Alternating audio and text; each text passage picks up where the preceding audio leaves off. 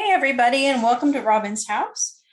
In our full bloom card making workshop, we do a third generation technique, and I just wanted to talk about third generation because it's really cool and can be used in many ways. So in the card, we actually do first, second, and third generation right on this card. So all generation means is how many times you have stamped since you got ink on the stamp set. So this is first generation here at the top. And then you pick it up and you immediately stamp again, and that's second generation.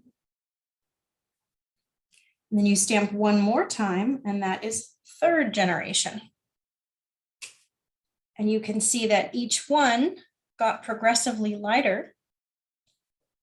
And it's a really nice technique if you want to add a bit of subtlety to what you're doing. Like in the card kit that we do, we stamp this way, and then we have the message over the top of the very, very lightest butterfly. So that's really cool. And another way that you can use generational stamping is on random stamping. So, you put the first generation there, and then you have your second generation, and then you have a third generation doing something, and then you ink up again.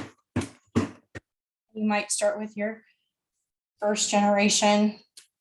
It gets a little tricky because when you're doing random stamping, you should also be stamping off the edges. And so that's why I'm using like if I was using a card,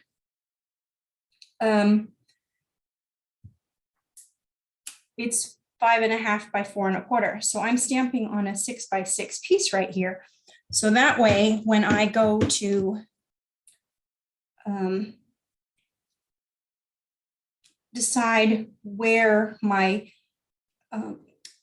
space will be, I can cut it down to, a section, and then that will be the place that's emphasized. So that's a really first, second, and third generation stamping is also a really fun way to do random stamped backgrounds. That way it's not so heavy that if all of these butterflies in the background were full black, it would be a pretty heavy background.